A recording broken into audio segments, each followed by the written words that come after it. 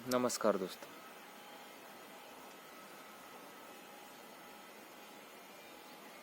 आज फिर एक बार बीबीसी ने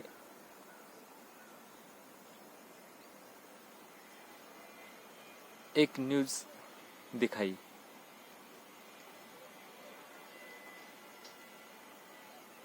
पता चला 12 फरवरी को एक दलित लड़के को एंटी रैगिंग के वजह से उसको आत्महत्या करनी पड़ी।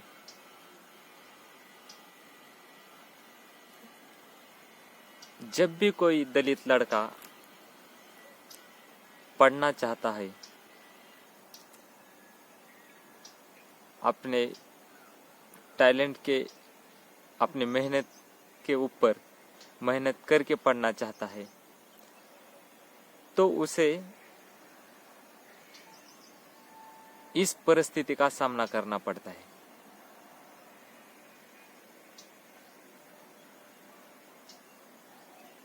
जब भी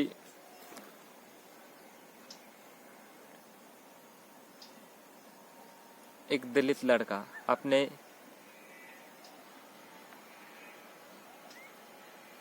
मेहनत करके रिजर्व सीट हासिल करता है, तो कुछ बड़े जाति के उच्च वर्णीय लोग, स्टूडेंट, उनके साथ गलत व्यवहार करते। जब भी उन्हें पता चलता है कि ये लड़का रिजर्व कैटेगरी से आया है, तो उसे जलील करते हैं।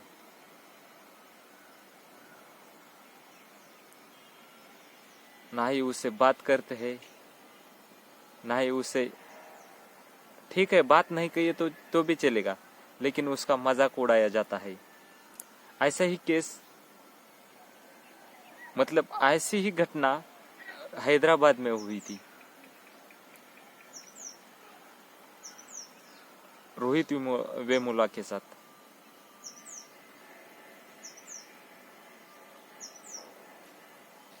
अगर कभी भी एक दलित लड़का एससी हो, एसटी कैटेगरी का हो, ये अपनी मेहनत करके एक बड़ा इंस्टीट्यूट का एग्जाम क्रैक करके उसमें एडमिशन लेते हैं, तो उनको यही तकलीफ का सामना करना पड़ता है। लेकिन गवर्नमेंट इसके ऊपर कोई बात नहीं करना चाहता, क्योंकि लगभग सभी इंस्टीट्यूट में जो इंस्टीट्यूट के जो डीन, प्रोफेसर, ये सब 90% इन्हीं के होते हैं। अगर एक लड़का पढ़ने जाता है तो वो अगर शिकायत करता भी है कॉलेज में, इंस्टीट्यूट में, लेकिन जो लड़के उसे परेशान करते तो भी उनके ऊपर कार्रवाई नहीं होती। 3 महीने ही पहले दर्शन सोलंकी, जो अहमदाबाद से आईआईटी बॉम्बे में आया था, तो उसके साथ यही हुआ था।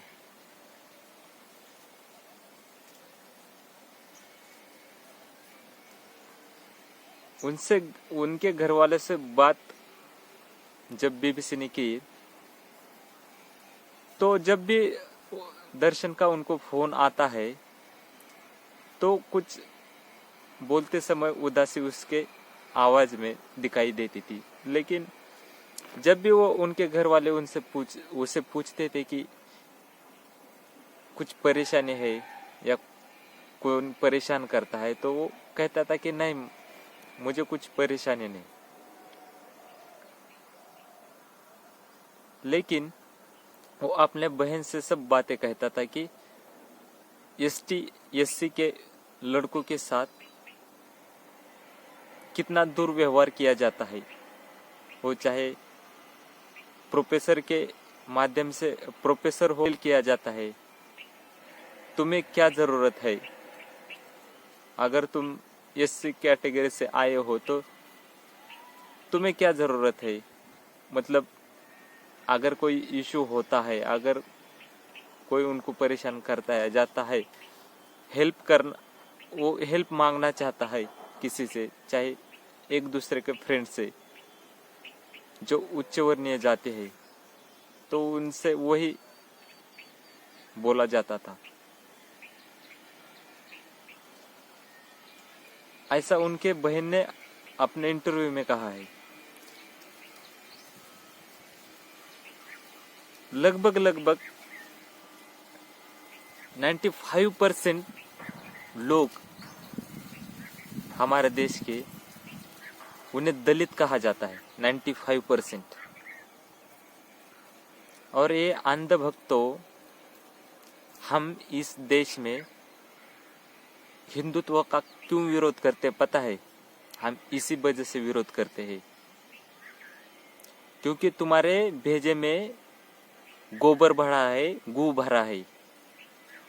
जब भी तुम हिंदुत्व वाले आइडियोलॉजी लेके आते हो तो हमारे साथ यही दुर्व्यवहार होता है। जब भी हम घोड़ी के ऊपर बारात निकालने पे हो, मूछें रखने पे हो, स्कूल में पानी पीने के मामला हो, ये सब तुम करते हो। और जब भी तुम आते हो सरकार में, जो अंधभक्तों की सरकार है, वो यही दुर्व्यवहार करती है। ये इतिहास रहा है, ये आज से नहीं, लगभग तथागत गौतम बुद्ध के जमाने से हो रहा है। उनको भी ऐसा ही विरोध का सामना करना पड़ा था।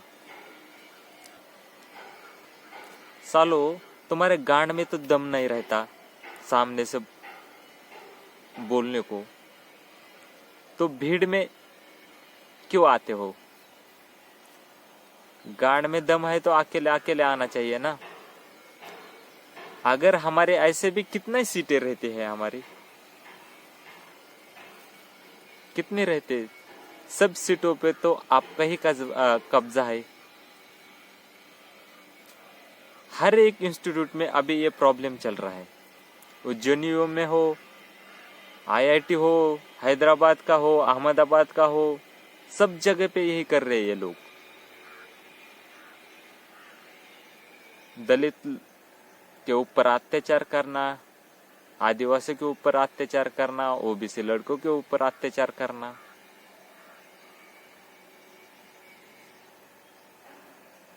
हर बड़े जाति, बड़े उच्च वर्णीय स्टूडेंट को लगता है कि ये आरक्षण दिया है वो गलत है, लेकिन उनको ये जातिवाद ये नहीं दिखाई देता। उसके ऊपर हुआ अत्याचार ये कभी नहीं दिखाई देगा उनको। खाली दिखाई देगा इनको आरक्षण क्यों मिला, इनको आरक्षण कब तक देंगे। लेकिन उनको ये दिखाई नहीं, एंटी रैगिंग का सामना करना पड़ता है। एससी एसटी ओबीसी के लोग स्टूडेंट को घोड़ी पे बारात निकालने पर हत्या किया जाता है,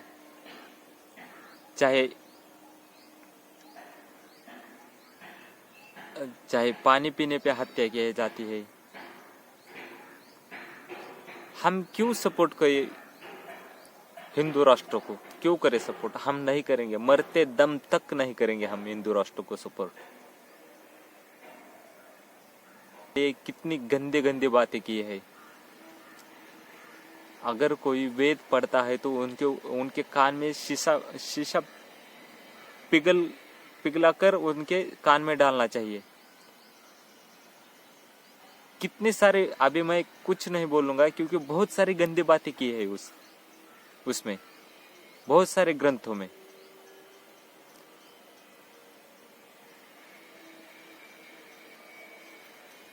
सालों हमें हिंदू कहते हो और हमें ही मारते हो। अगर हिंदू हमें मानते हो, अगर हमारा लगभग 90% ST SC OBC के लोग गरीब है, 90% लोग, अगर वो फाइनेंशियल कंडीशन से मजबूत नहीं तो ये कैटेगरी से जाते हैं, तो उनको इस तकलीफ का सामना करना पड़ता है।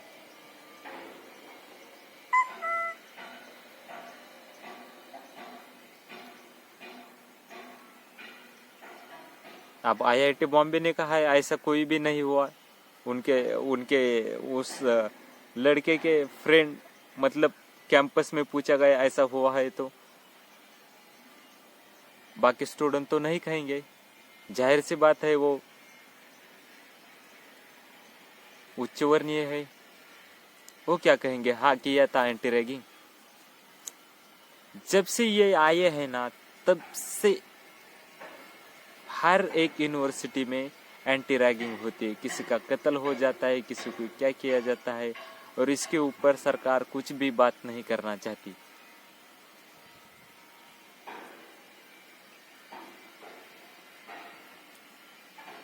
जब भी तुम्हारा धर्म आता है तो जातिवाद आता ही है, आता ही है, आता ही है। धर्म के ऊपर झगड़ा, धर्म के ऊपर हत्याएं किए जाते हैं।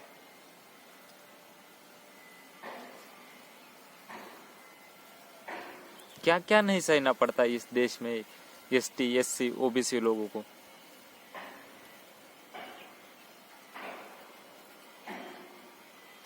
कत्ल पे कत्ल किए जा रहे हो।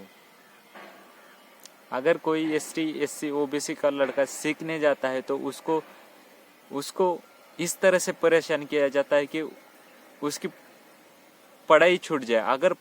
अगर वो और तेजी से करना चाहता है तो उसको इस तरह मजबूर किया जाता है कि वो आत्महत्या करे।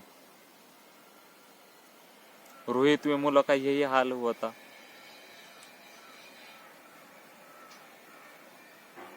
हर एक इंस्टीट्यूट में अब जातिवाद हो रहा है, धर्मवाद हो रहा है। अगर कोई मुस्लिम लड़का पढ़ना चाहता है, अगर दलित लड़का, OBC लड़का, ST का लड़का पढ़ना चाहता है तो उसे परेशान किए जा रहे हो। अगर तुम्हारे गांड में दम है तो आ जाए मैदान में, झुंड में क्यों आते हो? तुम्हारे भेजे में गू और गोबर भरा है। जो हिंदू राष्ट्र की भाषा करते हो, क्योंकि जब भी तुम हिंदू राष्ट्र की भाषा करते हो तब इस देश में कत्ल होता है। मुस्लिमों को मारा जाता है, दलित लड़कों को मारा जाता है, ST के लड़कों को मारा जाता है, OBC के लड़कों को मारा जाता है। कत्ल पे कत्ल होता है। और यहाँ का कोई भी दलित, ST OBC, कोई भी और उच्च वर्णीय की कुछ जातियां, कोई भी हिंदू राष्ट्र नहीं चाहता। हम मर जाएंगे लेकिन हिंदू राष्ट्र नहीं बनाने देंगे। लिख के लो,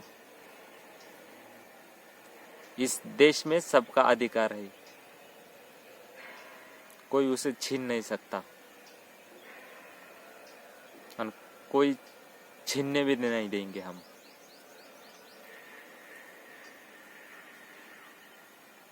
समझो, SC ST OBC के सब स्टूडेंट, यूथ, बुजुर्ग, सब लोग समझो किस तरह जातिवाद फैला रहा है इस देश में, किस तरह धर्मवाद फैल रहा है इस देश में, किस तरह कत्ल हो रहा है। हिंदू लोग समझो।